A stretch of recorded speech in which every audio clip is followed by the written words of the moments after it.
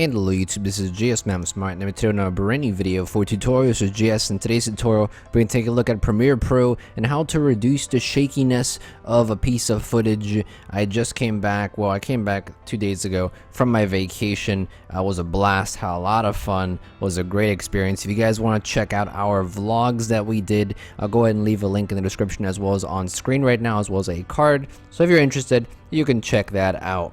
Now, this piece of footage that I have is actually from one of our vlogs, and as we can tell when you look at this piece of footage here, if we take a look, it's very shaky. As you can see, my girlfriend's holding the camera here, and it's moving up and down a lot.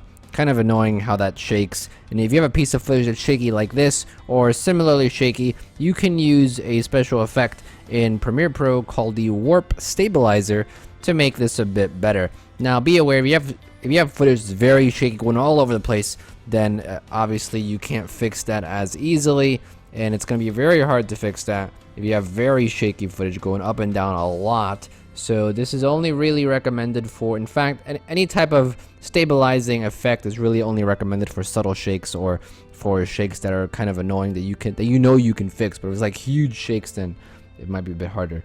So anyhow, we're gonna go to our effects panel here. So here's our effects. And we're going to type in the search bar here, warp, and here's the warp stabilizer. I'm going to drag that effect on top of your clip here, and what this will do, it will start analyzing your footage. It'll go frame by frame, analyzing the movement and the shakiness of your shot. Now, if you go up to your effects controls here you'll see your effect. Here's the warp stabilizer. Now, there are several options here that you can play with, but realistically speaking, the only options you want to look at are the smoothness and the method. Now, the smoothness is basically how smooth you want the shakes to go away. How much do you want to smooth out the shaking so that it stays at a constant position. This still works very well with very low values like 5%, 10%, and it still works very well with higher values like 50%, 60%.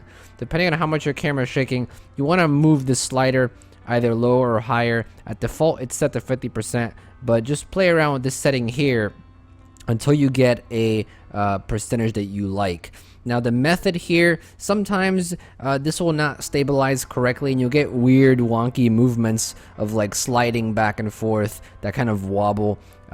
Sometimes you may want to change the method to position from the original subspace, and if that's the case, you can easily just change the position, which is what we're going to do as well. But for now, I'm going to go ahead and skip ahead because right now it's still analyzing. Once that's done, it'll start stabilizing. So right here you can actually see how far your video is in progress already in analyzing. So just give me a second. So once your footage is stabilized, we can go ahead and take a look at this, and you can tell that it's not as shaky anymore. It's actually a bit more consistent with the position of the camera, and that's really good. But one of the problems we have is that it sort of slides a bit too much.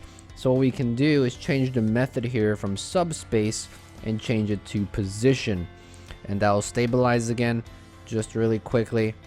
And once that finishes, we can preview this one more time. So here we go.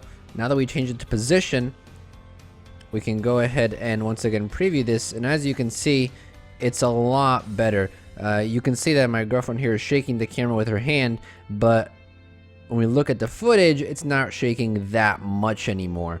So a neat little trick to stabilize your footage if it is a bit shaky, not very hard to do at all. Just play around with the smoothness and play around with the method. Other than that, all the other settings should stay default, but of course you are free to change them if you like. Hopefully you enjoyed the tutorial, and hopefully you learned something. If you have any questions or comments, if you know how to do this any better, go leave a comment down below. I'll definitely be down there answering any comments you have. If you like this video, go ahead and subscribe to the channel. Plenty of other Premiere Pro tutorials on the channel, plenty more to come as well in the future too. You can also donate $1 to my Patreon page. Anything as low as that is always very helpful and very much appreciated. All you gotta do is click the card in the top right hand corner of the screen, and it'll bring you to the page. I also have a vlogging channel, gaming channel, music channel, and a device channel. If you want to check those out, links in the description as well as on the end card as well. And that's pretty much it. Thank you for watching as always, and this is GSmaniamsmart. I'll be back sooner than you think. Don't go anywhere.